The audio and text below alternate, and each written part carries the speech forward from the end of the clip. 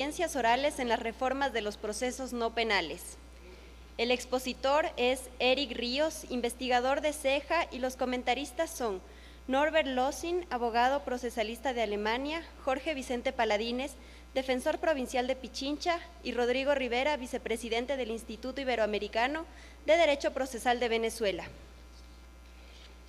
Eric Ríos es magíster en Derecho Penal y Derecho Procesal Penal en la Universidad de Diego Portales. En 2008 ingresó al Centro de Estudios de Justicia de las Américas como abogado investigador, luego de lo cual se desempeñó en el cargo de asistente de capacitación y posteriormente y hasta la actualidad es el coordinador del área de capacitación. Bienvenido, Eric.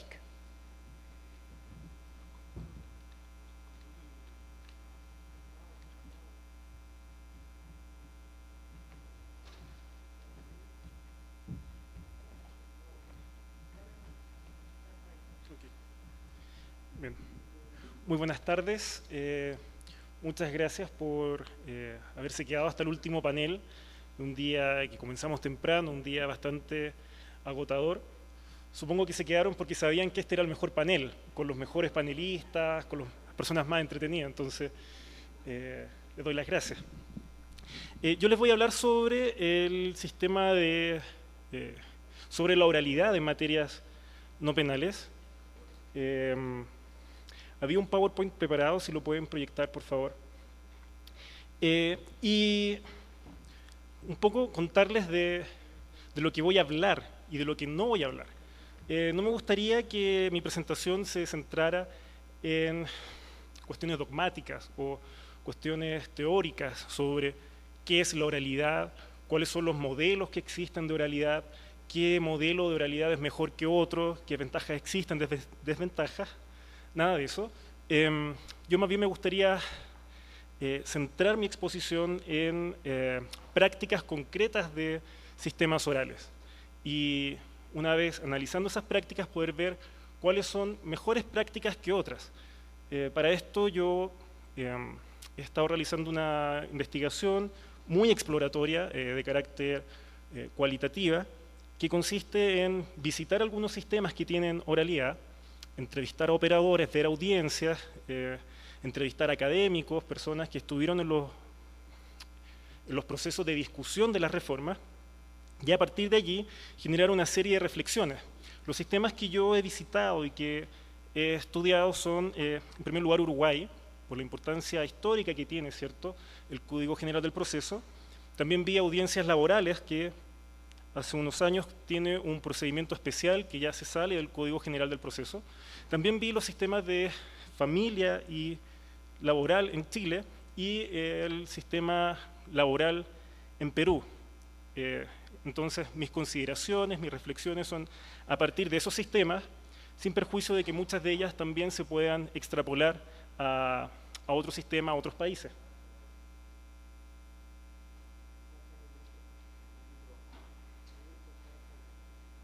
No está pasando. Sí, no sé qué pasa. Bien. Estos son los puntos que yo quisiera analizar hoy día, rápidamente. Tema de conciliación, la metodología de la prueba en la audiencia de juicio y la etapa de preparación del juicio, para finalmente, si me queda algo de tiempo, hablar sobre la gestión de las audiencias. En primer lugar, sobre la conciliación. Todos los sistemas que estudié, que vi, contemplan a la conciliación en el marco de una audiencia y la ven además como algo útil, algo favorable, algo que el sistema debe promover. No voy a entrar aquí a hablar de los beneficios que pueda tener la conciliación o los acuerdos dentro de un proceso. Lo que yo quisiera centrarme es en la audiencia, y respecto a la audiencia donde se lleva a cabo la conciliación, uno puede constatar que no existe una metodología clara respecto de cómo debe proceder el juez, de cómo el juez debe dirigir la audiencia. Y entonces, cómo se realiza la conciliación varía mucho de sistema en sistema. No es lo mismo cómo se dirige la conciliación en Uruguay a cómo se dirige en Chile. O dentro del mismo país, Chile, no es igual lo que sucede en materia de familia, lo que sucede en materia laboral. O dentro de un mismo país, un mismo sistema laboral, por ejemplo en Perú, no es lo mismo lo que sucede en las ciudades del norte como Trujillo versus lo que sucede en ciudades como Tacna. E incluso dentro de un mismo sistema, un mismo país, una misma ciudad, la forma de proceder también varía de acuerdo del juez de qué se trate. Y entonces lo que quisiera ahora es contarle un poco cuáles son las prácticas que yo observé en torno a la conciliación y cuál es la que a mí me parece que es la, no sé, la más apropiada o la más interesante de acuerdo a su objetivo. En primer lugar, esto yo creo que puede ser algo bastante común en distintos países, en donde el juez se limita simplemente a preguntar si existe alguna posibilidad de acuerdo. Y entonces, si una de las partes dice que no quiere llegar a una conciliación, allí se acaba la conciliación y se avanza rápidamente hacia el siguiente acto procesal. Una segunda práctica es todavía con un esfuerzo algo tibio de parte del juez, pero sí en donde se ve que hay un mayor esfuerzo por ver cuáles son las reales posibilidades o el real interés de las partes de conciliar al menos en alguna de las pretensiones que puedan estar envueltas en el caso. Una tercera alternativa es, aquí ya existe una labor bastante más proactiva del juez, y que consiste en que el juez intenta la conciliación como un agente que facilita la negociación y que propone directamente algunas cifras o puntos de acuerdo. Caso típico, quien demanda está solicitando 100, digámoslo así, y el juez dice, bueno, pero a ver, nos podemos evitar el juicio, ¿por qué usted no baja su pretensión a 80 y a lo mejor el demandado accede a ello y todos resultamos más felices, por decirlo de alguna forma? Y una cuarta alternativa, y esta es la que a mí me gustaría centrarme y reflexionar un poco más, tiene que ver con que el juez intenta el acuerdo, pero aquí ya explica con cierto detalle las falencias o riesgos que pueda tener el caso de cada parte. Y como les decía, este es el caso o la alternativa, la metodología de la audiencia de conciliación que yo he visto como más interesante, que me gustaría explicárselas a través de un ejemplo. Un caso que yo vi en la justicia del trabajo en Chile. Un trabajador demandaba a su empleadora solicitando una indemnización de perjuicio, y parte de esa indemnización tenía que ver por la nulidad del despido. Esto tiene que ver con cuestiones de cierto derecho sustantivo, que no me voy a meter, pero tenía que ver con la nulidad del despido y con el pago de horas extraordinarias de trabajo.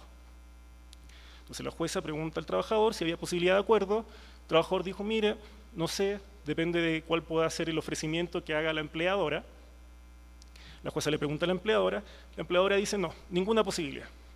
Ninguna posibilidad porque este ha sido un mal trabajador y que además está mintiendo y me ha traído acá a tribunales. ¿Cómo voy a conciliar? No, yo quiero ir a juicio. Y entonces la jueza le dice, acto seguido, bueno, usted entiende que parte de por qué esta persona está aquí solicitando una indemnización de perjuicio es por la nulidad del despido. Usted debería saber que cuando despide a alguien debe redactar una carta de despido, esto es de acuerdo a derecho sustantivo, y en esa carta de despido usted debe señalar con total claridad cuáles son los hechos concretos por los cuales usted está despidiendo a esta persona y además cuál es la causal específica por la cual la está despidiendo. Yo estoy viendo la carta de despido y veo solamente que señala que usted está despidiendo al trabajador. Por tanto, podemos ir a juicio, ciertamente, pero es un hecho o es un punto bastante fuerte del caso del trabajador. ¿Cuál fue la reacción de la empleadora? Y yo creo que esto es uno de los aspectos más relevantes de la oralidad. Se da vuelta, mira a su abogado y le dice, ¿y tú por qué no me explicaste esto antes? ¿Por qué no me explicaste esto antes? Y claro, un sistema oral permite que las partes puedan ver cómo se desarrolla el proceso y pueda controlar de mejor manera el accionar de su abogado. Bueno, acto seguido la jueza se dirige al trabajador y le dice, bueno, usted está solicitando 100, supongamos 100, y parte de lo que usted está solicitando es por pago de hora extraordinaria. Bueno, de acuerdo a la ley, las horas extraordinarias se deben pactar por escrito, y en los documentos que usted adjuntó a su demanda no veo nada en donde se señale, ningún documento en donde se señale eso. Bueno, sí, dice el trabajador, claro, usted lo podría llegar a aprobar de otra manera, es cierto, pero podríamos estar de acuerdo en que es un aspecto más débil de su caso. Acto seguido, ¿qué hace la jueza? Dice, a ver, yo les propongo como base de acuerdo una indemnización de 70, y luego explica por qué considera que 70 sería adecuado a la conciliación. Dice, correspondería más o menos al pago de 2 remuneraciones, que yo entiendo, mirado desde una mirada muy general, que es lo que correspondería por la nulidad del despido, y a la vez estoy excluyendo el pago de todo pago por hora extraordinaria. Le pregunta al trabajador dice que sí, está de acuerdo, 70 para él es suficiente, es bueno, y la empleadora también accede.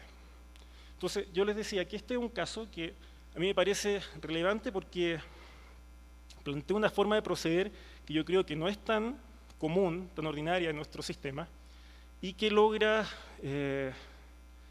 tiene mayor eficacia justamente para lograr acuerdos. Claro, ¿cuál es el problema aquí?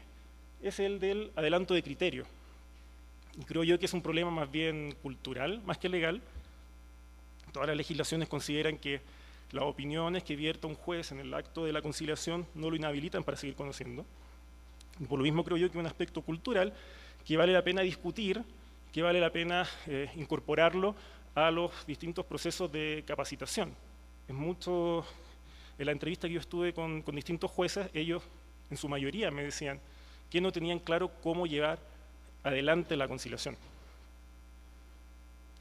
Bueno, algunos factores que obviamente facilitan o dificultan la conciliación. En primer lugar, el conocimiento previo y el dominio del caso que tenga el juez respecto de la demanda, de los documentos, de la contestación.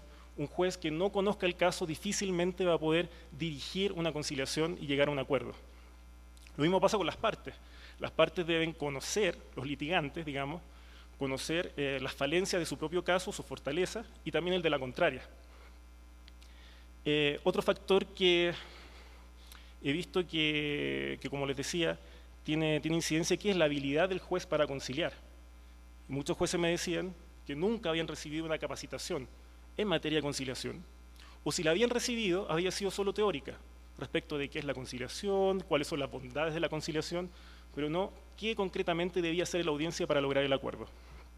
Hay más un caso puntual, un problema puntual del sistema peruano, pero prefiero avanzar un poco más rápido. Sobre la metodología de la prueba, quiero hablar en primer lugar de la prueba testimonial. En materias civiles, uno ve claramente que existen una especie de 2 grandes modelos.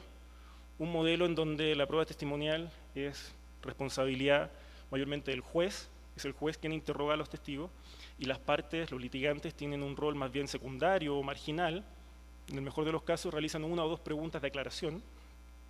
Y a la inversa hay otro modelo que entrega los interrogatorios y contrainterrogatorios a los litigantes. ¿Qué es lo que me interesa destacar aquí? Que no, como les decía en un inicio, no quiero aquí realizar una discusión sobre qué modelo es mejor que otro, sino que cualquiera sea el modelo, el modelo, digamos, del juez inquisidor o el modelo un poco más adversarial, uno puede ver que existe un escaso control de la información que los testigos incorporan al juicio.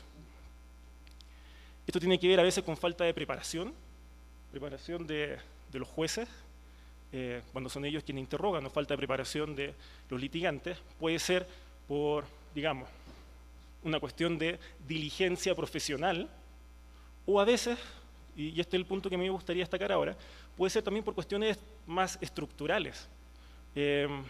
Uno ve que en general la manera en que están estructurados los procesos civiles impiden o no se preocupan de que existan declaraciones previas de esos testigos que van a ir a declarar al juicio.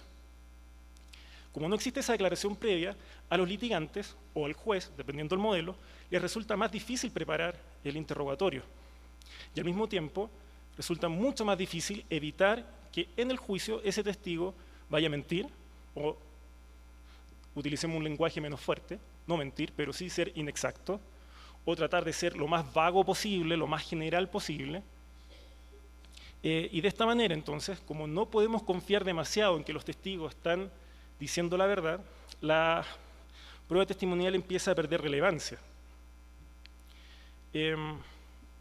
Un punto aquí que me gustaría destacar, que es ya algo propio del sistema uruguayo, es que en el sistema uruguayo yo he visto que, viendo audiencias, que pareciera que de la audiencia complementaria, que es la audiencia en donde se ve la prueba, el principal objetivo de la audiencia sería más bien obtener un acta resumida, por cierto, donde se reduce la declaración de los testigos.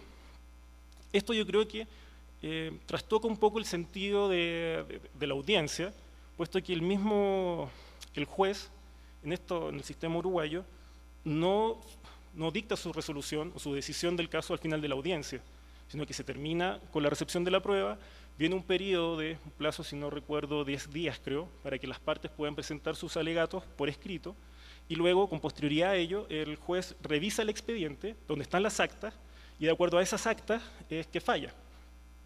En consecuencia, no falla con lo que él percibe directamente en el momento de la audiencia, sino que falla conforme a los antecedentes que quedan en el acta y que quedan en el expediente, y obviamente luego, si hay recursos, sube el expediente y se revisa el expediente. En cuanto a la prueba documental, también podemos ver que existen dos grandes modelos, aunque quizá un poco exagerado hablar de modelo, pero sí que tienen características bastante propias. Una alternativa es que los documentos no son incorporados al juicio. Cuando digo que no son incorporados me refiero a que no son mencionados. Si yo soy una persona externa al proceso, voy a la sala de audiencia y veo que comienza la audiencia de juicio, yo no me entero que existen pruebas documentales, por ejemplo.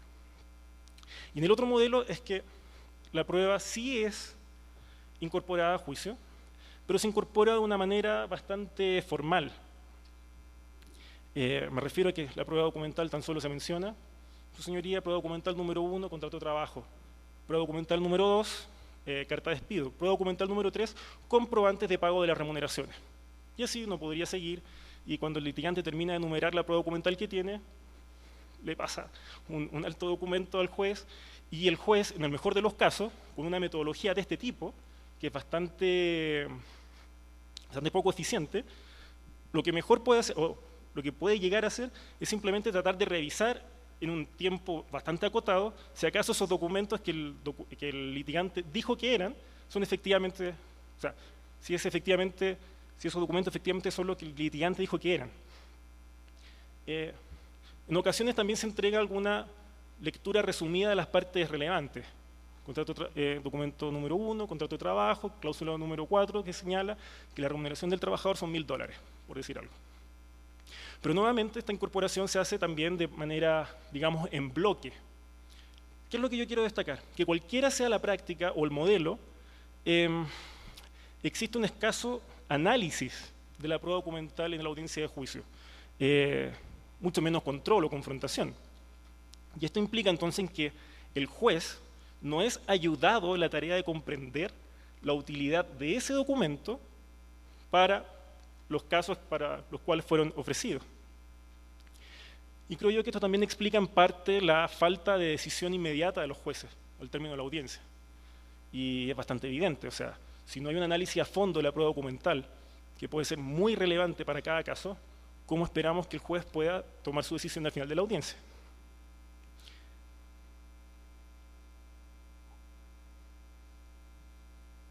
Por otra parte, esto genera también problemas con la publicidad y transparencia. Porque si la prueba documental no es analizada concretamente y el juez va a tomar su decisión conforme a la prueba documental, y ese análisis, ese contenido de la prueba documental no está sujeta al control de las personas que puedan ir a la audiencia, digamos, a la publicidad de la audiencia, bueno, tenemos que entonces que parte importante de la actividad jurisdiccional de un juez está quedando aún en secreto. Y esto tiene que ver, creo yo, también con la persistencia de la idea del expediente. La etapa de preparación del juicio, todos los sistemas que yo he revisado, he visto, cuentan con un momento procesal en el marco de una audiencia en el que el juez debe determinar cuestiones tales como el objeto del proceso, los hechos controvertidos o los hechos de prueba, y además qué antecedentes probatorios van a ser admitidos a juicio. Aquí la constatación es más o menos la misma, que no existe una metodología única para cumplir con estos objetivos. Y lo que les quiero contar ahora son ciertas buenas prácticas, cosas que yo he visto y que me parecen positivas, y otras que no lo son tanto. Como buena práctica, como algo positivo, el juez estudia el caso, digamos, estudia el caso, no lo lee rápidamente antes de entrar a la audiencia. Un juez estudia el caso, estudia la demanda, estudia la contestación, estudia los documentos que fueron acompañados a cada uno de estos escritos, y entonces llega a la audiencia con una propuesta clara de cuáles son estos puntos: el objeto del proceso, los hechos controvertidos y la prueba que va a admitir. Y luego la somete a consideración de las partes, y si alguna de las partes desea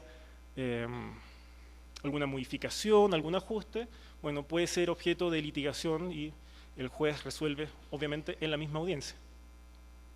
Otra buena práctica que yo vi es una especie de responsabilidad complementaria de los litigantes en la audiencia, en donde estas partes deben expresar con claridad, es un deber, deben expresar con claridad qué hechos de los que afirma la contraria no los controvierte, y al mismo tiempo qué hechos sí controvierte. Y bueno, esto entonces ayuda también a la determinación de los hechos controvertidos y ayuda a que el juicio que se va a desarrollar más adelante efectivamente se centre en los aspectos que son controvertidos y no se pierda el tiempo en cuestiones que no tienen nada que ver con el sentido de una audiencia de juicio.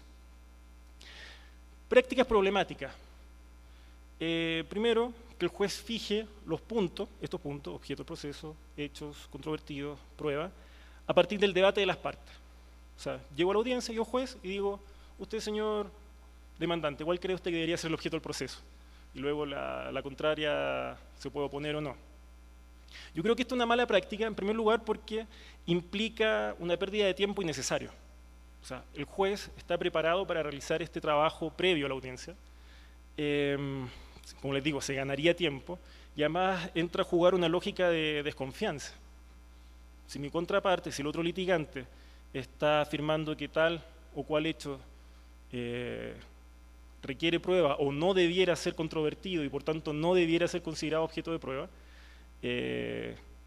mi primera reflexión, mi primera intuición es decir: a lo mejor está escondiendo algo, a lo mejor quiere sacar alguna ventaja y tengo que estar atento. Y entonces mi primera reacción va a ser justamente oponerme o tratar de decir lo mismo con otras palabras, y eso lleva, como les decía, un consiguiente desgasto de uno de los recursos más importantes del sistema, que es el tiempo. Otra práctica problemática que he podido ver es jueces que fijan estos puntos a partir de un formato predeterminado, que es exactamente el mismo para los casos que ingresan o que están dentro de una determinada categoría. Y esto es problemático, puesto que no se adecúa a las necesidades reales de cada caso. En términos de los hechos, de los hechos controvertidos, normalmente cuando se procede de esta forma se señala como hecho controvertido los elementos normativos de la acción. Y esto puede llevar entonces a que el demandante deba probar la totalidad de los hechos que están contenidos en su demanda, aun cuando no sean controvertidos. Esto es algo también bastante ineficiente, y además que no solo una pérdida de tiempo, sino que también lo perjudica en las facultades o las posibilidades reales que tiene de presentar un caso de manera eficiente y lograr persuadir al juez de que es lo que efectivamente, o sea, de que le dé la razón, le dé la demanda, acoja la demanda o la rechace. Algunos comentarios rápidos sobre esta etapa de preparación. Creo que en muchos casos, si no la mayoría, esta etapa de preparación se ve como un ejercicio excesivamente sofisticado para la magnitud del caso o para la estructura procesal. ¿A qué me refiero? Un caso muy sencillo, con muy poca prueba, donde basta con determinar un hecho controvertido, realizar todo un aparataje de toda una ceremonia, digámoslo así, un ritual para determinar estos puntos, distanciar la preparación propiamente tal del juicio, pensando en que la preparación entonces va a otorgar un plus, y que el tiempo que va entre la audiencia de preparación y la audiencia de juicio va a permitir a los litigantes realizar una mejor performance en el juicio. me parece que en una gran cantidad de casos es cerrado. Lo mismo en que si el juicio propiamente tal, en cuanto a su estructura procesal, tiene un corte, digamos, más inquisitivo, donde el juez va a realizar todo el trabajo, este trabajo de preparación para las partes tiende a ser no muy útil. Yo no me imagino un litigante objetando una pregunta a un juez porque su señoría está preguntando un hecho que no es controvertido. No parece razonable. Otras veces esta etapa de preparación es vista como una etapa meramente formal que hay que cumplir porque la ley lo dispone para avanzar rápidamente al juicio. Y uno se pregunta, bueno, ¿cuál es la utilidad real de esta etapa en estos casos? Ahora, por la inversa, cuando hay casos de mayor complejidad, como la etapa de preparación se tiende a ritualizar, vemos que la etapa de preparación no es suficiente, de acuerdo a las prácticas, no es suficiente para preparar adecuadamente el caso. Incluso en procesos que tienen 2 audiencias y en donde una de esas audiencias, su único objetivo es justamente preparar el caso. Esto pasa porque muchas veces es recién en la etapa de preparación donde se decreta prueba pericial o prueba importante o se pide en oficio y el contenido de esa prueba no es conocida sino hasta la audiencia de juicio. Y uno diría, bueno, si el juez además tiene facultades de decretar prueba de oficio, lo podría haber hecho antes de la audiencia y no ahorrábamos recursos en el sistema. Hubo momentos en donde, esto yo lo vi muy claramente, por ejemplo, en Perú, donde cada vez que existía alguna controversia respecto a la etapa de preparación, ejemplo, la admisibilidad de un medio probatorio, el juez no lo resolvía, sino que difería esa decisión para la sentencia. Entonces uno dice, bueno, ¿para qué vamos a hacer una preparación si finalmente la decisión se va a adoptar en la sentencia definitiva? Rápidamente me quedan 2 minutos y creo que es suficiente porque sobre esto no voy a ahondar. Es posible ver todavía métodos muy artesanales de gestión de audiencia, de gestión de agendamiento, que lleva a que esto no tengo información dura de respaldo para poder decirlo, sino que es simplemente una percepción, una opinión que tengo a partir de mis visitas, pero creo que existe una baja capacidad de los sistemas por generar audiencia.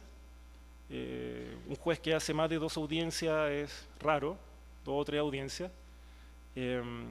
Audiencia, digamos, audiencia sencilla, no estoy hablando de audiencia de juicio, audiencia sencilla. Y a la vez hay muchos fracasos de audiencia. Entonces, claro, un sistema de audiencia requiere que todo el sistema de gestión y agendamiento de esta sea muy fino, que pueda ver las particularidades de cada caso, que pueda prever ciertos problemas, que cuente con sistemas de notificaciones que sean confiables, y ese es un aspecto que creo yo todavía es deficitario. Esos son los puntos que quería tratar con ustedes, traté de ser lo más resumido posible para poder tocar todos estos temas a tiempo, me sobraron 38 segundos, así que muchas gracias.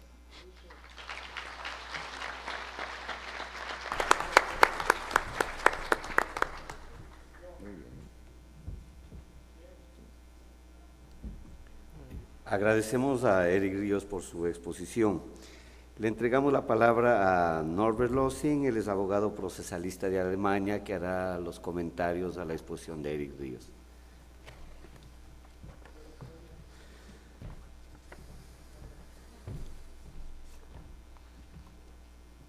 Buenas tardes, muchísimas gracias. En cuestión de comentarios a la exposición de Eric, lo único que voy a decir es que es excelente y voy a hacer una visión algo más general desde el punto de vista de Alemania y también intentar entrar a la discusión algunos temas que hemos oído ya durante el día de hoy para presentarles un poco la visión alemana en esas materias. En primer lugar, lo que debemos preguntarnos creo que es cuál es el objetivo de un proceso civil. Yo creo que el objetivo de un proceso civil claramente es la solución de una disputa de una forma civilizada. El objetivo que perseguimos con ello es una pacificación en la sociedad por un lado y por el otro lado generar una seguridad jurídica que haga innecesarios más juicios sobre la misma causa. Estos son 2 de los objetivos que según nosotros entendemos en Alemania son los objetivos de un proceso civil. Y debemos decir que aquí tenemos siempre 3 aspectos que son controvertidos y son discutidos, creo que en todos los ordenamientos que conocemos. Es lo mismo en Alemania que en otros países. Tenemos la situación de que necesitamos una justicia de calidad, por un lado, es decir, necesitamos sentencias de una cierta calidad para que puedan cumplir con estos objetivos. Necesitamos celeridad, porque sin celeridad no tenemos justicia, esto lo hemos oído esta mañana también, y tenemos que tener en cuenta una relación entre los costos, por un lado, y los resultados, por el otro. Estos son los tres aspectos claves que a cualquiera que empiece a querer reformar un código procesal le inquietan y que tendrá que tener en cuenta. Y déjenme decirles que ningún sistema procesal que yo conozca funciona sin confianza. Y este es uno de los grandes problemas que observamos en la mayoría de los ordenamientos. En Alemania, lo dijo el profesor von Sachsen-Gesafft, el artículo 92 de la Ley Fundamental habla literalmente de que se le confía el poder judicial a los jueces. Se lo confiamos, es decir, que en Alemania la idea general es la de confiar en los jueces. Y en efecto, si queremos que las disputas se solucionen de una forma civilizada ante una institución imparcial, estamos confiando en alguien que nos ayude a solucionar esta disputa de una forma civilizada. Y si no somos capaces de confiar en los jueces, algo hemos hecho mal en el diseño de nuestro poder judicial. Esta confianza que necesitamos de los jueces, por un lado, precisa de una independencia del poder judicial. Es una discusión que se repite también en muchos ordenamientos, por un lado la eficacia de los jueces, por el otro lado su independencia. ¿Cómo logramos una eficacia de los jueces sin atacar su independencia? Tenemos varios extremos. Hemos oído el ejemplo que nos dijo el profesor von Sachsen-Gesafft de esta resolución en Alemania donde un juez que no había cumplido con los plazos y que no había realizado todos los trabajos que debía hacer, había sido protegido por la Corte Constitucional en su independencia, sin que se le pudiera remover. Por el otro lado, tenemos aquellos extremos donde los jueces son evaluados cada año para ver si se quedan o se van. Y la pregunta es, ¿quién evalúa a estos jueces y cómo estos jueces podrán generar una independencia de los otros poderes que definitivamente los evalúan? Entonces, también aquí, nuevamente, es un trabajo de ponderación ver a qué lado de la balanza nos inclinamos. Mi convicción es, sin independencia de un poder judicial no puede haber una buena justicia. Imparcialidad, inamovilidad son aspectos que naturalmente van mano en mano con esta independencia. Pero el sistema judicial no depende solo de los jueces. El sistema judicial, y eso lo digo con mucha convicción porque yo soy abogado litigante, depende también de los abogados. Depende de la confianza que nuestros clientes tengan en nosotros, pero también depende en la confianza que los jueces tienen en la presentación, en los relatos, en los hechos que nosotros como abogados presentamos. El embajador de Alemania esta mañana habló de la exportación del sistema procesal civil alemán. Es muy difícil hablar de exportación. Yo no hablaría de una exportación de un sistema. Lo que yo sí creo es que hay un intercambio, una colaboración en el análisis de experiencias, en el análisis de errores, que sí tiene cierto valor. Y yo creo que nuestro embajador debe haber sido embajador en Corea del Sur, en China o en Japón antes, porque esos tres países han adoptado el Código Procesal Civil alemán en su ordenamiento nacional. En Alemania esto de la confianza en el Poder Judicial de alguna forma también se refleja en los datos estadísticos de los cuales ya hemos oído algunos. Es decir, por ejemplo, un procedimiento civil en primera instancia tiene una duración promedio entre ingreso de la demanda y recibimiento de la sentencia fundamentada de 4,7 meses. La segunda instancia tiene una duración promedio de unos 6,4 meses entre el recurso para la segunda instancia y el recibimiento de la sentencia fundamentada. De las sentencias de primera instancia que emanan de un tribunal municipal, solo un 5% son recurridas, lo que significa que la mayor parte de las sentencias de primera instancia de un tribunal municipal ya son aceptadas por ambas partes. Y de las resoluciones que son dictadas por el Tribunal de Primera Instancia Regional, donde entran las causas donde el monto en litigio es mayor de los 5.000 euros, solo el 13,7% de estas sentencias o de estas resoluciones son recurridas. Es decir, que aquí también la gran mayoría de las sentencias son aceptadas en una instancia. Si tenemos encuestas en relación al Poder Judicial en Alemania, los jueces son los que en mejor lugar aparecen. Es decir, hay una gran confianza hacia los jueces y los abogados, bueno, están un poco más abajo, pero también el nivel de confianza en los abogados sigue siendo sorpresivamente bastante alto. Entonces, la cuestión es cómo generar esta confianza, cómo generar una confianza hacia los jueces, hacia los abogados, hacia el Poder Judicial en general. Y aquí hay dos cosas que desde mi punto de vista desempeñan un papel primordial. Primero, la transparencia de los procedimientos y las actuaciones y segundo, la previsibilidad de estas actuaciones. ¿Cómo lograrlo?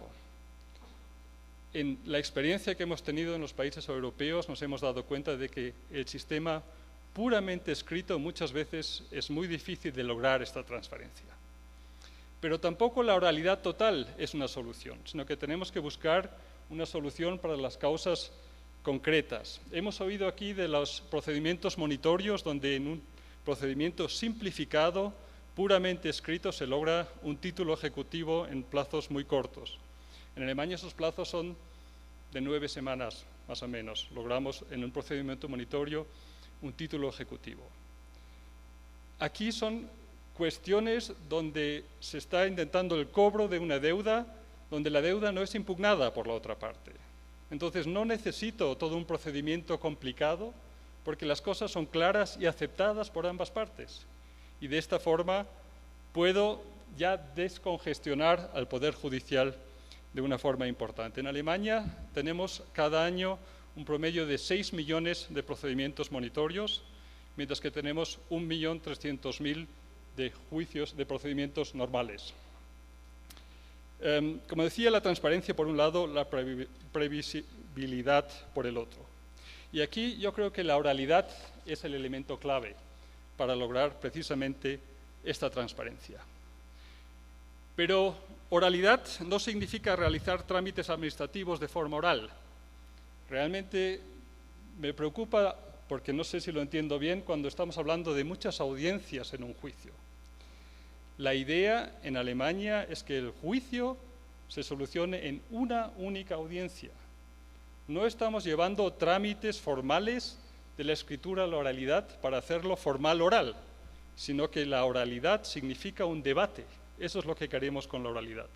Es decir, la oralidad tampoco significa la lectura de documentos. La oralidad, y esta es una definición no oficial, sino que me inventé yo, significa hacer transparente el procedimiento de convicción interna del juez. Precisamente con la oralidad, con el debate oral, lo que yo quiero hacer es que las partes entiendan por qué el juez ha llegado a una resolución concreta. Y si el procedimiento es capaz de hacer transparente este procedimiento de formación de convicción interna del juez, entonces, desde mi punto de vista, hemos llegado a una situación donde el procedimiento cumple con las exigencias de los ciudadanos. Y naturalmente, esto significa que la oralidad exige inmediación. No puede haber un sistema oral sin inmediación. Un sistema oral donde parte de los pasos que se deben dar o incluso parte de la ventilación de las pruebas se hacen ante un secretario judicial, desde mi punto de vista no son suficientes para hacer transparente el procedimiento de convicción de quién va a decidir qué es el juez. Por eso, la oralidad tiene que ir acompañada obligatoriamente de la inmediación. Y creo que no hay diferencia entre las personas en Alemania, en América Latina, en Asia, en China, en cualquier país. Los suizos no son mejores que los alemanes, los brasileños no son mejores que los ecuatorianos. Yo creo que los seres humanos somos egoístas, creo que los seres humanos somos vagos y cuanto más cómodo podamos ganarnos la vida, más lo haremos. Y por eso creo que el diseño de un derecho procesal debe obligarnos a los jueces y a los abogados a trabajar bien. Precisamente eso es lo que yo creo que en gran medida está haciendo el Código Procesal Civil alemán. Nos está obligando a trabajar bien porque nuestro trabajo, tanto el del juez como el de los abogados, es un trabajo evaluado públicamente. Es un trabajo donde estamos sometidos a la crítica del público, de la sociedad y nosotros los abogados especialmente de nuestros clientes. El éxito de un procedimiento, por ello, depende en gran medida de lo bien preparado que está. Y la preparación de un juicio en Alemania siempre es una preparación escrita. Estamos preparando el procedimiento de forma escrita para que en una única audiencia, si es posible, podamos solucionar el conflicto. Esto significa que hay que ingresar una demanda escrita con el relato de los hechos que el demandante quiere presentar y con la propuesta de pruebas sobre los hechos que se han relatado. Necesitamos una contestación escrita con el relato de los hechos por parte de la parte demandada, igualmente con la propuesta de las pruebas que desea presentar esta parte. Y esto tenemos que hacerlo dentro de un plazo adecuado porque en Alemania existe el instrumento de la preclusión. Si no cumplimos con ciertos plazos, precluimos con nuestro relato y con nuestros argumentos, lo cual conlleva una situación de que se puede rechazar una demanda o se puede rechazar una contestación, se puede perder el juicio por haber perdido un plazo. Pero esto no significa indefensión de la parte, porque si yo como abogado pierdo un plazo, yo personalmente soy responsable de los daños causados a mi cliente y yo tengo que sustituirle los daños que he causado por no haber cumplido con el plazo. Lo cual significa que en Alemania tenemos un sistema de seguro para nuestra praxis de abogado que cubre los daños que nosotros como abogados podemos causar si cometemos errores. Pero esto naturalmente nos obliga a trabajar bien, a trabajar dentro de los plazos, porque cualquier seguro que tengamos que pagar es muy desagradable que tengamos que acudir a nuestro seguro por haber cometido un error. Este instrumento de la preclusión entonces ayuda a acelerar los procedimientos. Y a partir del ingreso de la demanda y de la contestación de la demanda es donde empieza a trabajar el juez. Aquí es donde el juez hace una selección de los relatos relevantes, conducentes, por un lado de la parte demandante. Él examina si lo que está contando la parte demandante es suficiente para soportar la solicitud del demandante. Y al mismo tiempo examina si los relatos del demandado posiblemente lleven a un rechazo de lo que está solicitando el demandante. Y aquí precisamente está el trabajo clave del juez, es la de seleccionar los argumentos relevantes de ambas partes, seleccionar cuáles de estos argumentos relevantes siguen controvertidos y ahí seleccionar las pruebas que se han presentado para ver cuáles de estas pruebas hay que ventilar para solucionar aquellos aspectos que todavía están controvertidos, y solamente estos. Y ahí nuestro juez en Alemania, como ya muy bien explicó el profesor von Sachsen-Gesafft, tiene un gran poder. La única prueba que solo las partes pueden proponer es la prueba testimonial. Todas las otras pruebas el juez se las puede exigir a la parte si de los relatos ingresados por las partes podemos extraer que esta prueba es necesaria para solucionar o para aclarar los datos presentados. Al mismo tiempo, en esta fase es donde el juez puede solicitar aclaraciones a las partes. Es decir, si la demanda es contradictoria en algunos puntos o la contestación a la demanda no se entiende bien, el juez le puede solicitar una aclaración a la parte para ir preparando la audiencia del juicio. Incluso puede indicarle a una parte si le parece que el relato que está presentando es insuficiente. El juez está adelantando opiniones en Alemania, lo cual hace transparente su formación de convicción, porque nos está indicando el juez dónde hemos logrado convencerlo y dónde no hemos logrado convencerlo con nuestro escrito. Hecho esto, es cuando se realiza la audiencia del juicio, en la cual el juez hace una introducción a los hechos y los relatos presentados por las partes y a las solicitudes de las partes. Y este es el momento donde yo como abogado controlo al juez. Es el momento donde en la introducción al debate que está haciendo el juez veo si el juez está teniendo en cuenta los argumentos que yo creo que son conducentes. Y es el momento donde yo puedo entrar a un debate con el juez si él no está mencionando argumentos de los cuales yo creo que son importantes.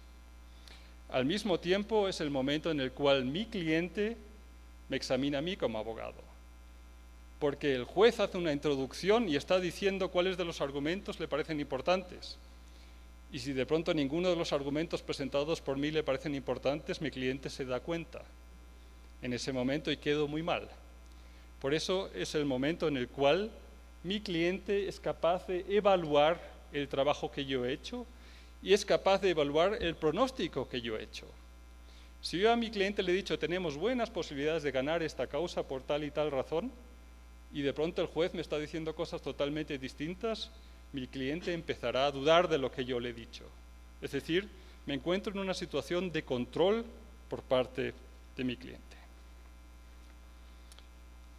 En este momento, después de haber ingresado o de haber introducido el tema del debate, el juez al mismo tiempo intentará una conciliación entre las partes. El Código Procesal Civil alemán prevé que el juez en cualquier momento del procedimiento debe intentar una conciliación de las partes. Y en efecto, esta conciliación lleva a una resolución de los juicios en casi 2/3 partes de los juicios. 2/3 partes de los juicios se solucionan por conciliación judicial y solo el resto pasa a una sentencia contradictoria. Y esto el juez solo lo puede hacer, la conciliación solo la puede lograr si está bien preparado. Tiene que prepararse y tiene que convencer a las partes de que su oferta de conciliación tiene en cuenta los riesgos de la ventilación de las pruebas, porque nunca sabemos si es, por ejemplo, necesario un peritaje, cuál va a ser el resultado del peritaje. Pero el juez nos está indicando, con la propuesta de conciliación que hace, si cree que la parte demandante o la parte demandada tiene más posibilidades de éxito. Está adelantando nuevamente opiniones.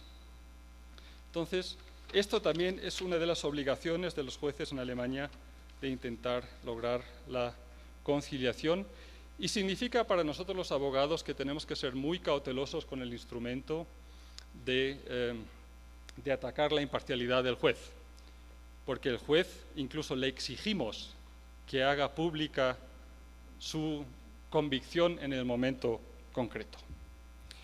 Finalmente, quisiera decir algunas palabras en relación al acceso de la justicia, que he entendido es uno de los temas de gran interés aquí en Ecuador y también en América Latina.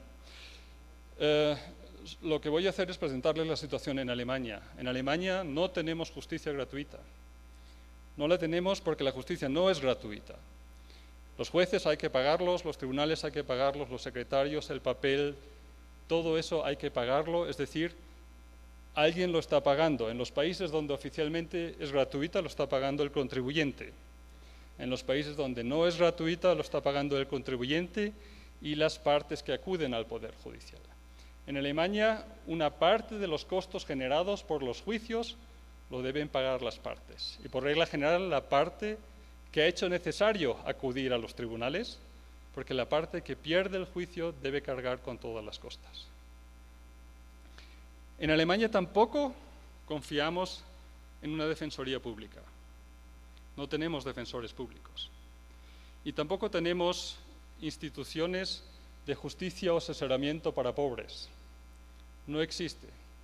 Pero también tenemos a gente con pocos fondos en Alemania, solo que hemos buscado una solución distinta. En Alemania no creemos que es conveniente, por ejemplo, en materia penal, que sea el Estado que acuse por vía del fiscal, que sea el Estado que juzgue por vía del juez y que sea el Estado que defienda por vía del defensor. En Alemania tenemos una visión del abogado como un oficio libre, independiente del Estado. Somos un órgano de protección de los derechos, pero no somos un órgano del Estado y no somos un órgano de la Administración de Justicia. Y por ello en Alemania el sistema que se ha elegido es el de así llamado ayuda a las costas judiciales, donde tenemos la libertad de cualquier persona de elegir a su abogado de confianza, y si no tiene fondos suficientes para pagar al abogado, el Estado le paga a él los fondos. Esto se hace con lo que también el profesor había mencionado, con una solicitud en la cual se debe demostrar que los ingresos no son suficientes para pagar las costas. Entonces, el Estado lo que sí hace es un examen de temeridad por parte de los jueces. Es decir, el juez puede rechazar el pago de estas costas judiciales o ayudas judiciales en caso de que una demanda sea temeraria. Pero ese es el único caso en el cual se puede rechazar si la persona que debe acudir a los tribunales necesita este dinero. Así que no estamos diferenciando entre una justicia especial para los pobres, sino que lo que estamos intentando hacer es realmente darle el acceso a los mismos abogados, a los pobres, entre comillas, como a los ricos. Es decir, que cada uno puede seleccionar su abogado de confianza. Y finalmente, lo que desde mi punto de vista también es un aspecto muy importante es la transparencia de los costos de un procedimiento judicial. En Alemania los aranceles de los tribunales y los aranceles de los abogados están regulados en una ley. Es decir, que yo puedo decirle a mi cliente cuánto le va a costar un juicio en caso de perderlo.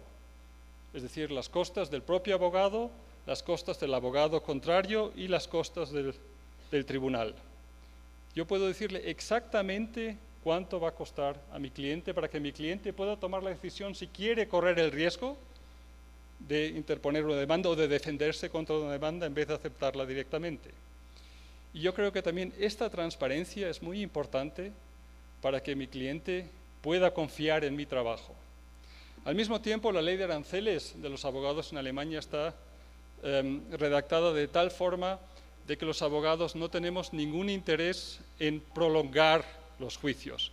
Me estoy pasando y ya termino, sino que ganamos lo mismo si el juicio tarda una semana o tarda 10 años. La ganancia que tenemos los abogados es la misma, lo cual significa que tenemos gran interés en solucionar las causas lo antes posible. Muchas gracias por su atención.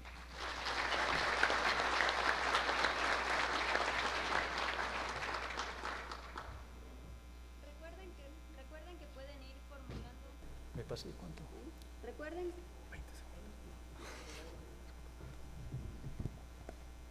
Recuerden que pueden ir formulando sus preguntas, escríbanlas en un papel y se las entregan a nuestros compañeros. A continuación tendremos la intervención de Jorge Vicente Paladines, Defensor Público Provincial de Pichincha del Ecuador.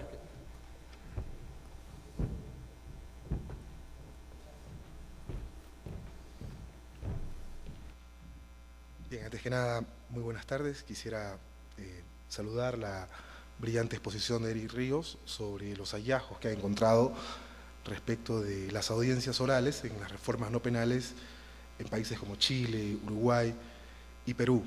Y también saludar la exposición sobre la descripción del modelo procesal civil en Alemania, para lo cual quisiera destacar básicamente que los modelos judiciales son también modelos culturales. Nosotros podemos reprochar o importar mucho de los modelos procesales de América Latina en comparación con los de Europa, pero también hay mucho de lo que por una parte tiene que ver con el depósito de cómo se desarrollan y se desenvuelven estas sociedades, ¿no? Creo que aquí es importante tal vez una explicación que no ha lugar entre el desenvolvimiento de las sociedades en Europa, en Estados Unidos y también en América Latina, dentro incluso de esta difícil concepción. Creo que no hay una definición al unísono de lo que es en sí la justicia. Quiero decir que no cabe, desde mi punto de vista, que la oralidad se constituye un gran avance para los procesos de transformación de la justicia, los cuales se encuentran con mucho auge en América Latina. Sin embargo, quisiera, a partir de los puntos también que ha desarrollado, o de las 4 alternativas que ha propuesto Eric en su brillante exposición, señalar algunas reflexiones, digamos resguardos o precauciones, para decirlo con otras palabras, que debemos al menos tener claro dentro de estos procesos de reforma civil o de reforma general en América Latina, pero estrictamente, potencialmente en el caso ecuatoriano. Quiero advertir que mi punto de vista no se encuentra anclado dentro de una corriente conservadora, sino también parte de una posición sobre el cambio. Yo más que nadie creo o estoy comprometido también con el cambio de la reforma a la Administración de Justicia. Sin embargo, creo que dentro de esas funciones manifiestas que enhorabuena nos han señalado Eric o nos han señalado también, no solo en los hallazgos, sino también en la descripción el profesor Lossing, pueden caber también unas funciones latentes, a veces imperceptibles, que se podrían dar cuando nosotros hablamos del paradigma de la oralidad en los procesos de reforma no penal, en el caso concreto que eventualmente ocurre en Ecuador. Y un primer resguardo, una primera cautela que yo pienso, es el tratar de no confundir el hecho de universalizar la oralidad con totalizar la oralidad. He escuchado con frecuencia, o a veces solemos confundir, que la oralidad es el fin en sí de la justicia y no es un medio. Creo que la oralidad, no cabe la menor duda, es un medio para la realización de ella, de la justicia.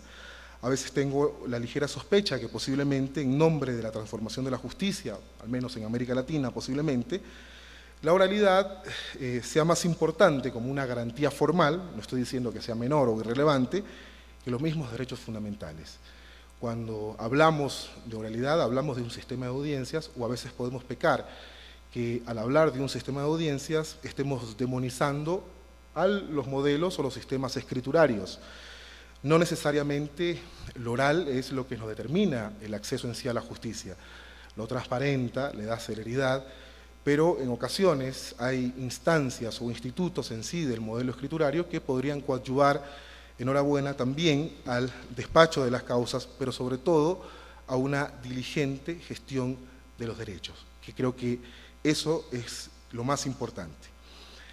Un segundo resguardo es el evitar relegar la oralidad al modelo de gestión, que en reiteradas ocasiones he escuchado, y siempre cuando se habla de oralidad nos referimos al modelo de gestión. Con ello también tratamos de hablar de la oralidad como un sinónimo de modernización. Aquí hay que tener cuidado, porque solemos confundir modernización con reforma. Cuando hablamos de modernización, no necesariamente estamos hablando de reforma. Podemos hablar de modernización con la inclusión de nuevos métodos o mecanismos de tecnologías de la información y comunicación. Cuando hablamos de reforma, sí, podremos hablar también de la oralidad. Y tal vez déjenme decirle que la oralidad no es tan moderna que digamos. Podemos nosotros hallar procedimientos, aunque muy arcaicos, hace miles de años, que también fueron orales. Creo que basta hacer una memoria con ese proceso que llevó, o al menos nos lo relatan religiosamente, en el caso de Jesucristo. Europa es un ejemplo de ello. Podemos hablar, al menos en la Europa continental, de un modelo inquisitivo, pero que está modernizado en el tema o en cuanto a la gestión del despacho o la tramitación de las causas. Hay otro punto que creo que es importante destacar, que nosotros estamos comprometidos, o particularmente comparto el diagnóstico que se ha hecho sobre la gestión de los procesos, es decir, el colapso, el represamiento de las causas, por una parte, por otra también las ortodoxas formas de despachar las causas, que tiene también mucho que ver con un modelo cultural. El manejo de los tiempos es importante en los despachos judiciales, al menos folclóricamente en América Latina o en el caso del Ecuador, que queremos desarrollar una mayor institucionalidad judicial. El tiempo procesal lo asumimos como un tiempo propio. Confundimos el tiempo público con el tiempo privado. Tiene que esperar la o el procesado o el demandante o el actor a que lleguen los jueces, a que lleguen los secretarios para poder despachar las causas. Y podría el juez o la jueza llegar tarde al despacho porque está realizando actividades privadas. Creo que también hay que hacer una valoración de la concepción que tenemos los operadores de justicia, que tenemos la función judicial, que tenemos todos los órganos que conformamos parte del Poder Judicial en cuanto al tiempo. Y esto es sumamente importante cuando se habla de gestión. Sin embargo, cuando se habla de ese modelo de gestión, termina no siendo el objeto la oralidad, es mi impresión, termina siendo el objeto otra cosa. y aparece entonces aquel principio que de pronto se superpone a la misma oralidad, que es la economía procesal. En nombre de la economía procesal se ha reformado también muchas formas de actuaciones y de diligencias procesales, al menos en materia penal. No es una mera coincidencia que nosotros encontremos en el artículo 168, al numeral 6 de la Constitución de la República, la inscripción de la justicia bajo un sistema oral, y a renglón seguido en el artículo 169 se destaquen los principios de la justicia, y dentro de ellos el rey o la reina de los principios, que es el de la economía procesal, que a su vez trae como corolario la simplificación, la reducción, la celeridad en sí o la uniformidad. No hay que confundir entonces que la economía procesal como una garantía formal sea menos o más importante que una garantía fundamental. Particularmente yo podría jugar a reglas de juego, valga la redundancia, en donde la economía procesal sea un medio también para la realización de la justicia, ni menos, pero que no sea más que los derechos fundamentales. Podríamos entonces ahí caer en la trampa que es más importante la cultura de cero papeles, o el ahorro de papeles del despacho judicial, o el pool de jueces que el principio de presunción de inocencia o que el debido proceso. Creo que también en muchas ocasiones, cuando hablamos de la economía procesal o del cambio de modelo de gestión, no necesariamente estamos hablando de un cambio en la norma, de una reforma normativa. A veces, insisto, no necesariamente los modelos de gestión implican o se asumen a través de reformas normativas. Hay un problema que se presenta y es el tratar de estandarizar. También se lo podría ver desde un punto de vista proactivo, pero tendemos a caer también en una especie de heterogeneidad del proceso penal o del proceso civil o del proceso laboral.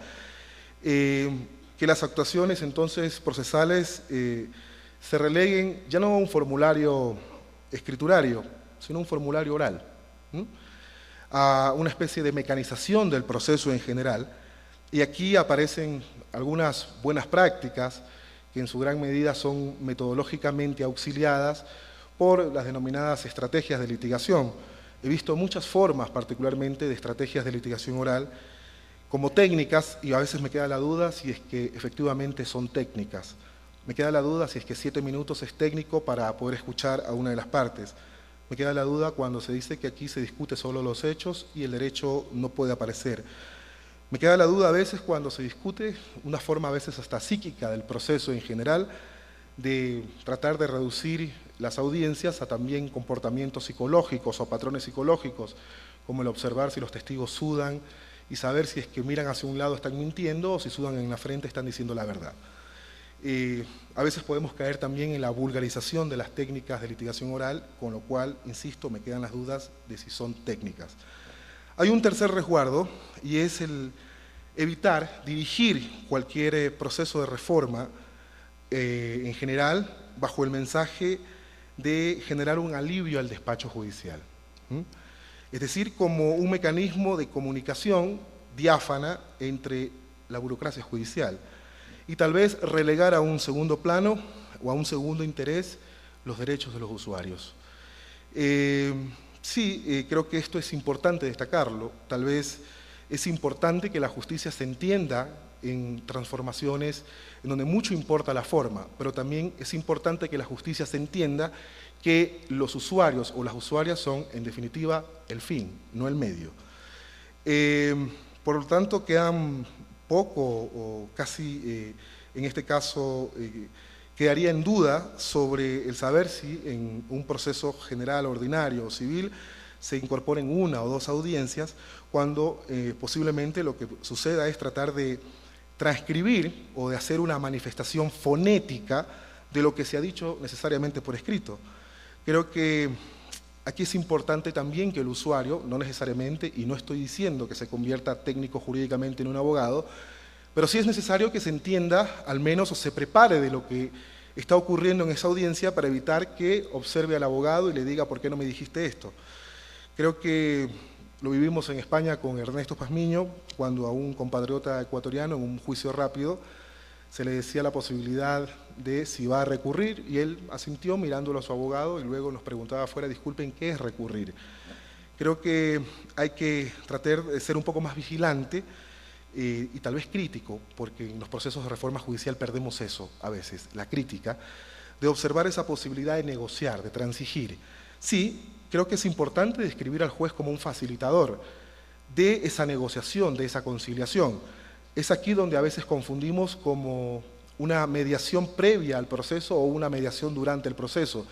Particularmente yo me inclino como una mediación parte del proceso, en donde de alguna forma los derechos estén reconocidos de manera cierta, y no pretender creer que toda la institucionalidad muy proactiva, por supuesto, de la mediación se debe erigir bajo el discurso de que la mediación es buena porque la justicia es mala. Había algo que me llamó supremamente la atención en la exposición de Eric, era una parte en donde él criticaba, y creo que con todo respeto no coincido, en que necesariamente la negociación implica, o al menos Eric cuestionaba, el caso de irrenunciabilidad de ciertos derechos, como lo que ocurre en materia laboral.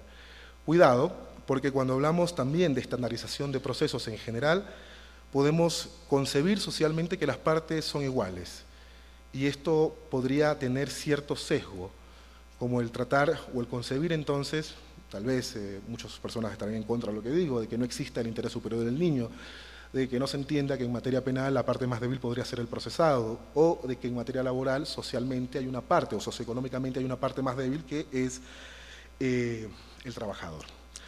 Creo que hay un resguardo, un cuarto resguardo finalmente, me queda poco tiempo, que no lo ha dicho Eric, tampoco lo ha dicho el profesor Lozin, y es el error de supeditar discursivamente las reformas civiles a las experiencias de las buenas prácticas en los procesos de reforma penal.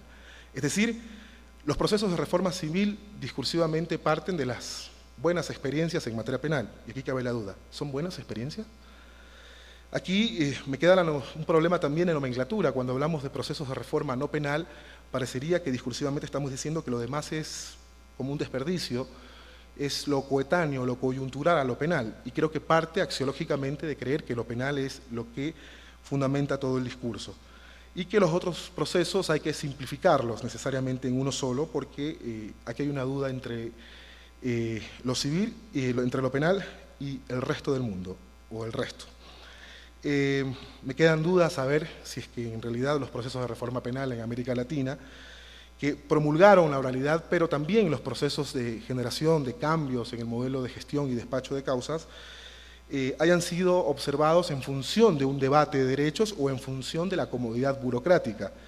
A veces creo que en nombre de la oralidad se propagó la economía procesal y con ello se importó a veces acríticamente el modelo del plea bargaining de los Estados Unidos, en donde no se discute el derecho, se discute sencillamente la celeridad a través de procedimientos abreviados del proceso penal.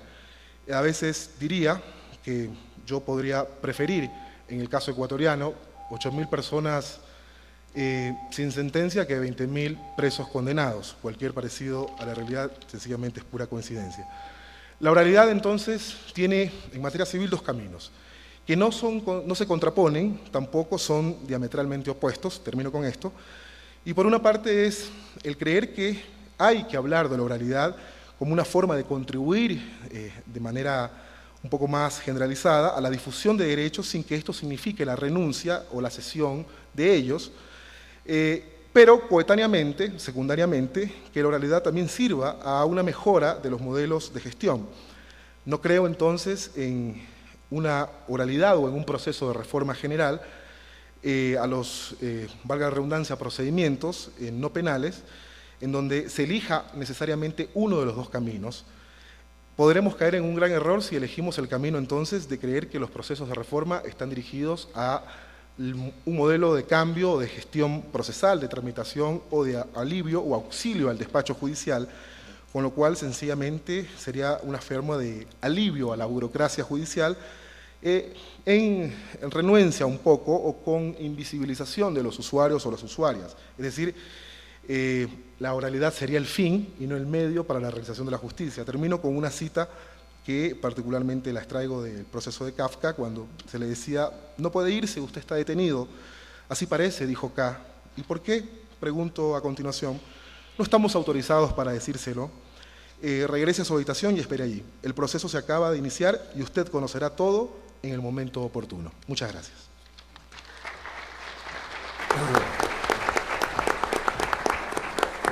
Gracias a Jorge Vicente Paladines, defensor público del Ecuador. Un poquito más soportemos, aguantemos los últimos minutos, por favor. En realidad hemos tenido una jornada bastante larga este día, pero está muy interesante también los temas. Finalmente, hablará Rodrigo Rivera Morales, de Venezuela. Él es vicepresidente del Instituto Iberoamericano de Derecho Procesal.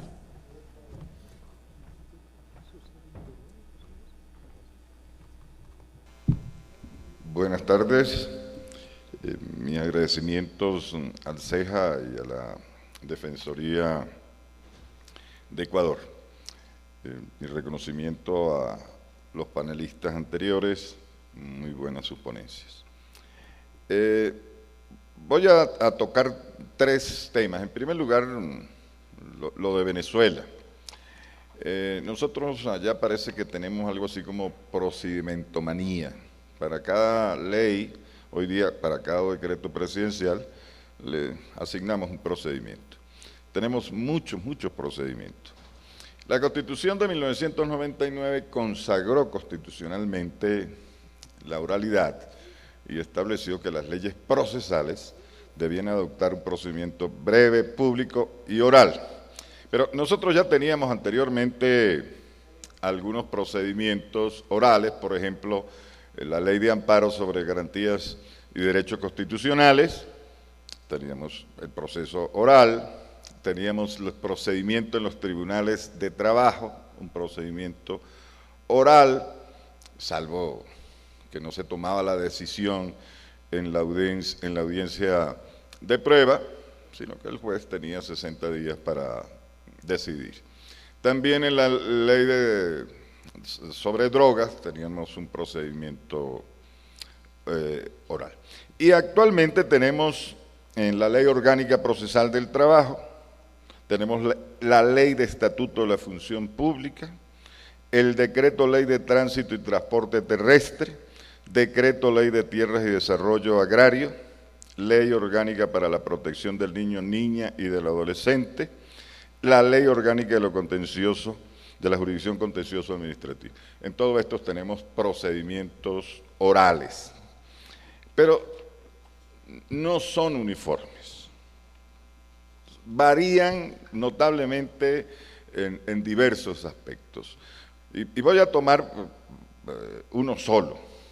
En el caso del procedimiento del trabajo, existen dos audiencias, una audiencia preliminar y una audiencia de juicio o de debate oral. Pero en estas dos se distinguen del resto de procedimientos porque conocen dos jueces distintos. Conoce la audiencia preliminar, el juez de mediación y conciliación, y el juez de juicio conoce el debate oral. En el resto de procedimientos existe la audiencia preliminar y la audiencia del juicio, pero por un juez unipersonal, que en algunas ocasiones solapa la audiencia preliminar con la audiencia del juicio. De manera que no hay pues una regularidad que se pueda definir y se puedan establecer diferencias en torno a este tipo de situaciones. En el procedimiento laboral, en la audiencia preliminar, que realmente esta audiencia preliminar, y sobre el cual Venezuela ha tratado de exportar su proceso oral, laboral, se basa en que es una audiencia de mediación y conciliación. Y ha funcionado. Alrededor de 87% de las causas en los últimos 8 años se han concluido en la conciliación. En algunos casos hay que señalar que especialmente jueces vinculados a lo político, pues imponen la conciliación, porque el empleador que no concilia, el juez le dice, ¿concilias o no vas a conciliar? Si no concilia, bien, vamos a seguir el juicio. Pero ¿qué sucede? Que al día siguiente llega Sanidad a inspeccionarle su empresa, lo mantiene parado 2 o 3 días, después va Impuestos y lo tiene parado otros 3 días, después cada uno de los organismos oficiales que puede enviar, y el empleador termina pues conciliando. No digo que esta sea la generalidad de los casos, pero ocurre en buena parte de aquellas, especialmente en aquellas regiones en las cuales los gobernadores de estado, aquí se llamaría de provincia, no son precisamente gobernadores oficialistas, no están ligados con el gobierno central. Entonces, esta situación, pues, indudablemente produce un total desequilibrio en el país y en el conocimiento de las causas en los procesos laborales. En la mediación, en esta audiencia de mediación, el juez está en la obligación de conocer los elementos de la controversia y funciona en el sentido de que el juez establece y pondera, porque existe una norma en la cual le faculta al juez, si en caso de observar, examinar, no de fondo, sino en caso de examinar que los medios probatorios ofertados no son suficientes para producirle convicción, podrá ordenar nuevos medios probatorios. Entonces, con fundamento en esta norma, que es un poco parecida, no bajo la misma concepción al artículo 429 de la Ley de Enjuiciamiento Civil Española, el juez le da una ponderación a las partes de las posibilidades en juicio. Ustedes me han ofertado estos medios probatorios y ustedes con estos medios probatorios no me producen convicción o pueden producirme usted más convicción sobre tales hechos que el otro. Y sobre esa base, pues, se genera la conciliación. En todo caso, en estos 2 últimos años, ha aumentado el porcentaje de casos resueltos con fundamento en la conciliación y se señalaba la Sala Social del Tribunal Supremo que habían alcanzado el 91%. Esto debido a diversas circunstancias. Por un lado, que indudablemente existe una presión política alrededor del empleador. Hay empresas que no han conciliado y les hacen todas estas inspecciones, o si no, un sindicato toma la empresa y pide la expropiación. Entonces, muchos de los empresarios pues prefieren hacer la conciliación a que les vaya a acontecer una situación en la cual tengan que ser expropiados. En cuanto a la audiencia de juicio, sí tenemos algunas observaciones.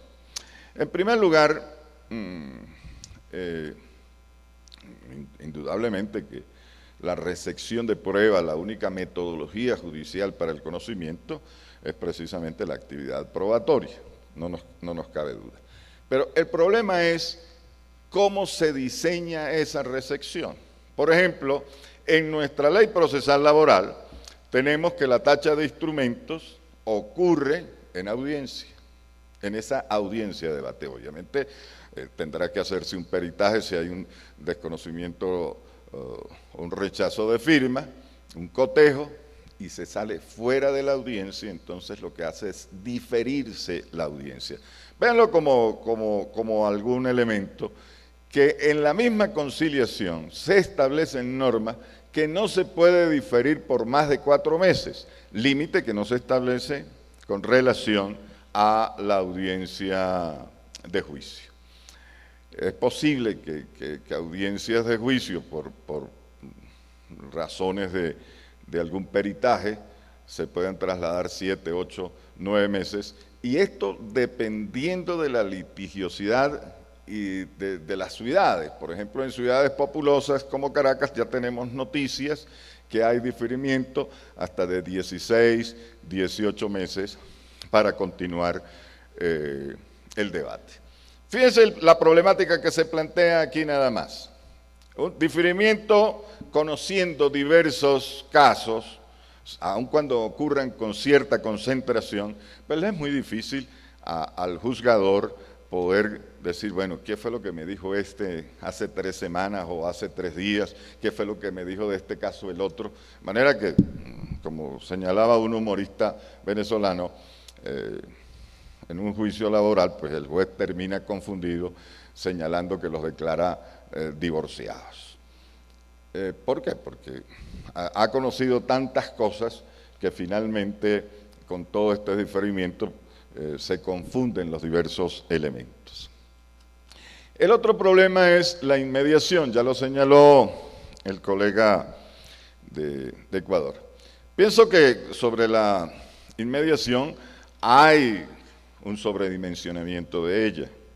Y creo que se insiste mucho en la inmediación y observamos que no existe la claridad sobre lo que es la inmediación. La inmediación es una técnica de observación, es una técnica de presencia para mirar directamente el debate entre las partes y estar en contacto con las partes. No se trata la inmediación de una técnica de valoración de la prueba, ni se trata la inmediación de una técnica para valorar los diferentes elementos que pueden sustentar los elementos probatorios. Esto de decir, por ejemplo, el juez que no me ofrece credibilidad el testigo porque sudó, se puso rojo, a las preguntas hacía la mirada gacha. Bueno, y cuando el juez es psicólogo como para establecer estas presunciones y hacer este análisis. Y además, ¿dónde tiene los antecedentes clínicos psicológicos de ese testigo o de ese experto para poder hacer un pronunciamiento de esa naturaleza? La inmediación no puede ser sino eso, una técnica para observar, para poder establecer las diferentes congruencias, divergencias y convergencias que se van estableciendo sobre las afirmaciones que se están dando tanto de los testigos como de los expertos o los interrogatorios de parte. Pretender que en la audiencia de juicio se van a incorporar hechos es una falsedad. Al proceso no entran los hechos, sino simplemente versiones que nos están dando los testigos de cómo vieron ellos los hechos o cómo lo observaron, o el experto sobre el objeto de su pericia nos está diciendo qué técnicas utilizó y cuáles son sus conclusiones con sus conocimientos que dispone, y las partes pues nos están dando su versión. Hay intermediación, de manera que el juez no conoce los hechos directamente, sino lo que tiene es una apreciación intermedia de estos elementos o fuentes u órganos de prueba. Esto conduce indudablemente que siempre la decisión en el debate de juicio, al finalizar, el juez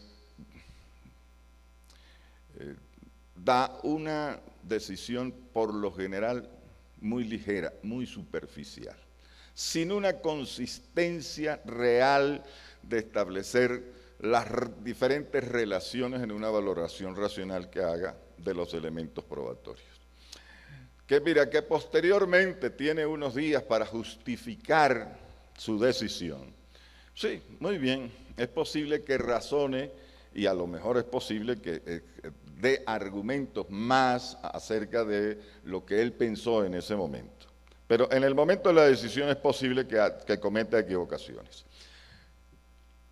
Además, el juez en ese proceso tiene que hacer una selección normativa, y en esa selección normativa para establecer la consecuencia jurídica, indudablemente que tiene que tomar los hechos que va a dar por probados o los hechos que él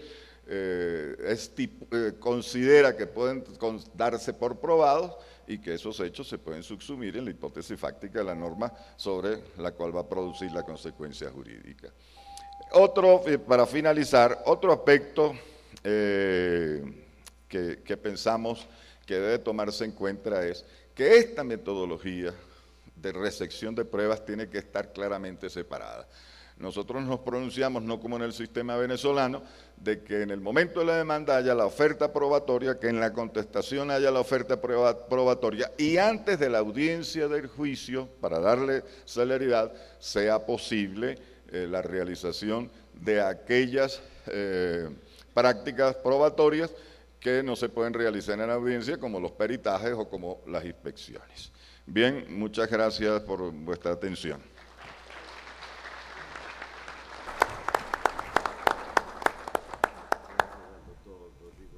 Rivera.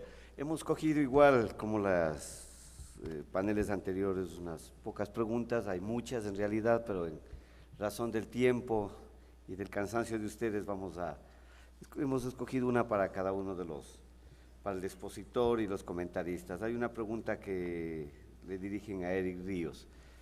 La pregunta, en relación a la conciliación, que el juez explique las falencias o riesgos del caso, ¿no podría suponer una prejuzgación del mismo?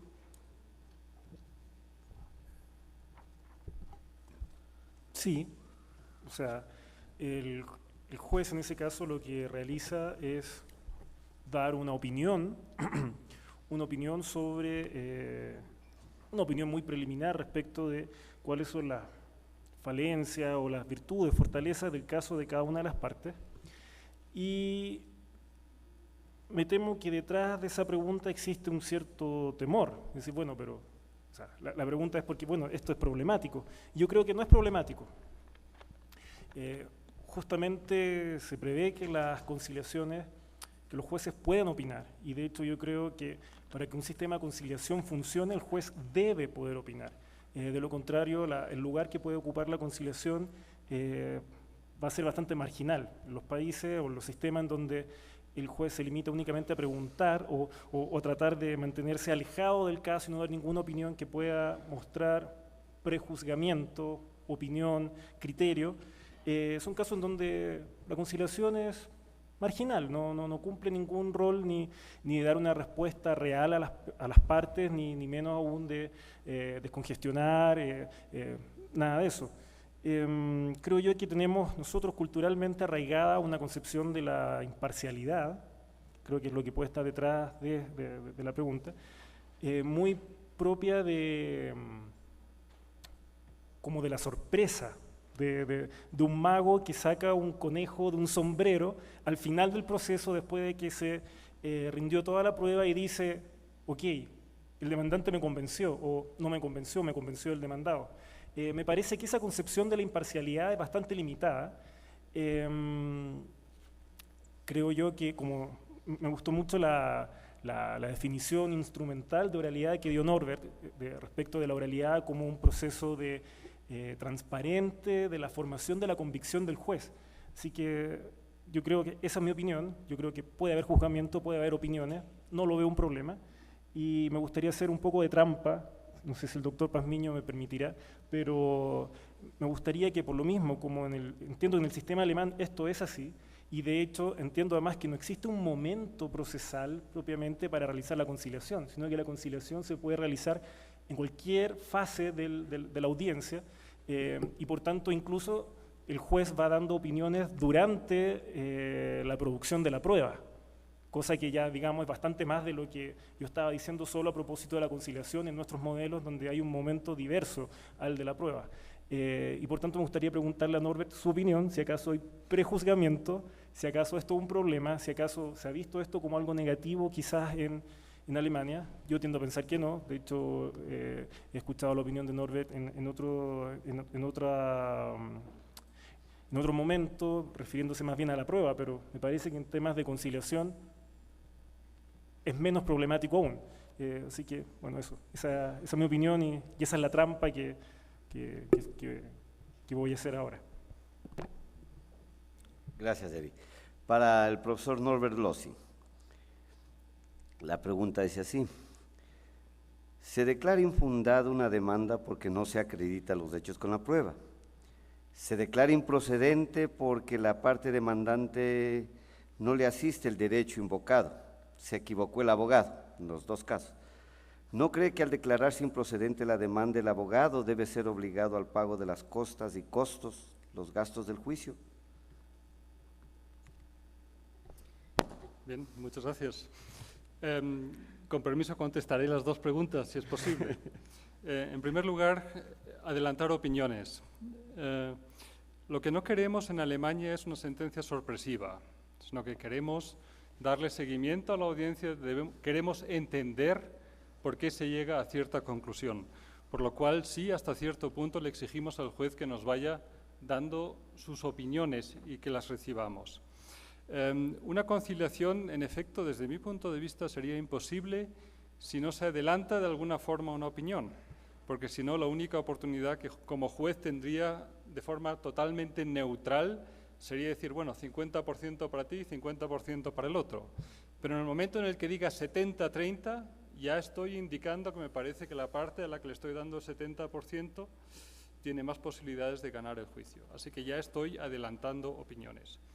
Y lo peor que nos puede pasar en Alemania en los juicios es que un juez nos proponga 50-50%, porque eso nos enseña que el juez no ha leído bien y no ha preparado bien la audiencia, cosas que también pasan, ¿no?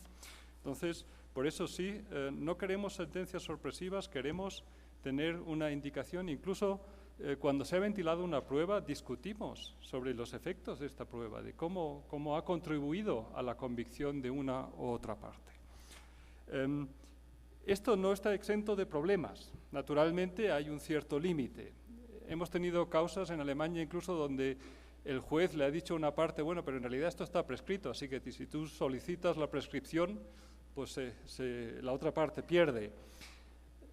Hay dos sentencias de tribunales regionales superiores que dicen que el juez incluso puede hacer eso. A mí me parece que eso ya es pasarse de la raya. Ahí ya es cuestión de la parte que decida si va a acudir al instrumento de solicitarla o de mencionar la prescripción o no, porque es cuestión de la parte y si está representada por abogado, menos razón tiene el juez de indicarle a la parte que la solicitud pueda haber prescrito.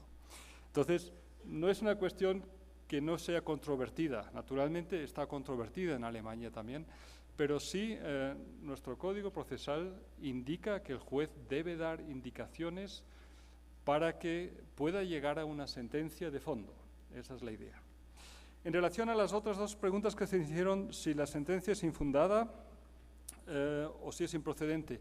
Bueno, si la sentencia es improcedente, es muy probable que como abogado haya cometido un error. Pero si yo a mi cliente le he dicho lo que tú quieres y lo que tú estás solicitando que se haga probablemente vaya a ser rechazado por improcedente y el cliente insiste que lo intente, el riesgo lo corre él. Pero si yo le he dicho, mira, esto lo ganamos seguro y resulta que la demanda que he redactado es improcedente, en efecto, yo como abogado tengo la responsabilidad, si he cometido un error, de pagar y de resarcirle los daños a mi cliente y pagarle las costas del otro abogado, porque esos son los daños que se le han causado y posiblemente se le han causado daños adicionales si no puedo interponer una nueva demanda para solicitar las pretensiones que tenía de forma procedente. Así que sí, ahí tengo responsabilidad del abogado y por eso tenemos un seguro que cubre daños y perjuicios como mínimo de 250.000 euros. Y eso lo podemos aumentar dependiendo del monto del litigio. Para poder dormir tranquilos como abogados tenemos un buen seguro. Gracias, Norbert. Para Jorge Paladines, la pregunta dice, la inmediatez que genera la oralidad produce grandes resultados cuantitativos, pero ¿aseguramos fehacientemente que esos mismos resultados sean cualitativos? Sí, yo quería destacar que es importante que en los procesos de reforma, cuando se involucra la oralidad, que es que el axioma lo que le empuja o le impulsa, hay que ver también el dato cualitativo, además del cuantitativo.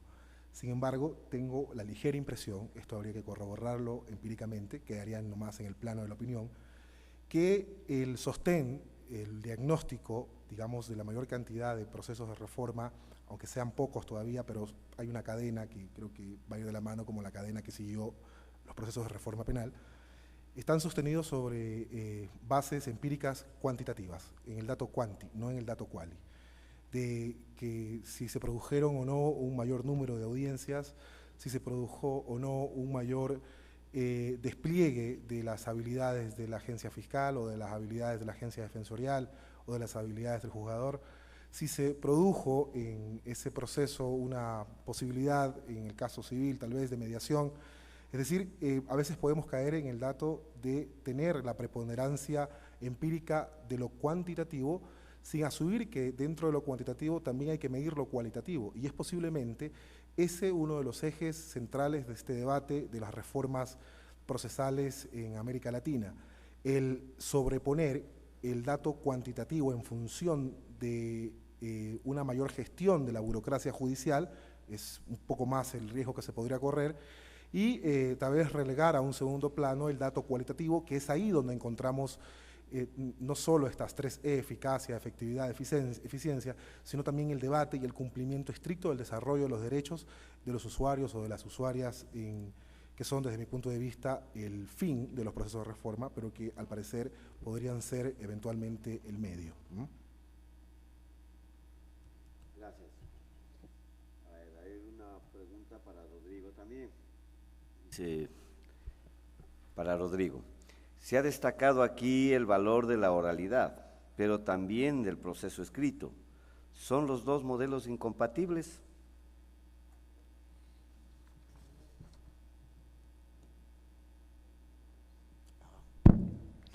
Bien, yo pienso que en las reformas tiene que considerarse que hay materias, asuntos que indudablemente no es vigente la oralidad. Por ejemplo, en los trámites de reivindicación, que es fundamentalmente documental y de peritaje, pues no tiene mucho sentido la oralidad. Lo que pienso es que deben conciliarse en un código general del proceso, así como se puede contemplar el proceso monitorio y tener una estructura oral, algunas materias, entre ellas la sucesoral, por ejemplo, básicamente a través del proceso escrito. Y lo otro es que no existe, en los sistemas que conozco, no existe la oralidad absoluta, siempre hay una mixtura. Y lo fundamental que a mí me parece es que en la audiencia de juicio, en la audiencia de debate, que es la recepción de pruebas, es donde debe ser la oralidad, porque es el debate contradictorio, está la inmediación del juez, está la concentración, y de ahí se puede inferir una valoración acerca de los diversos elementos probatorios debatidos.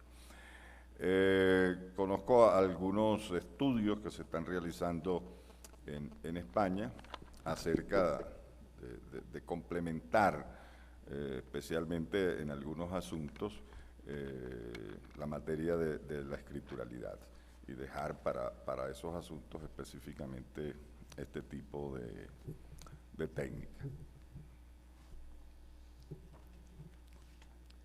Bueno, no más preguntas, pese a que tenemos algunas muy importantes e interesantes. Queremos agradecer al expositor y a los comentaristas y a todos ustedes por haber soportado estoicamente esta larga jornada, y les invitamos mañana a las 9 en punto, por favor, iniciaremos puntualmente para tener todo el espacio suficiente para las preguntas. Muchas gracias. ¿Desde cuándo no vas a ver? ¿Desde cuándo no voy? La última vez que estuve creo que fue en el 2001.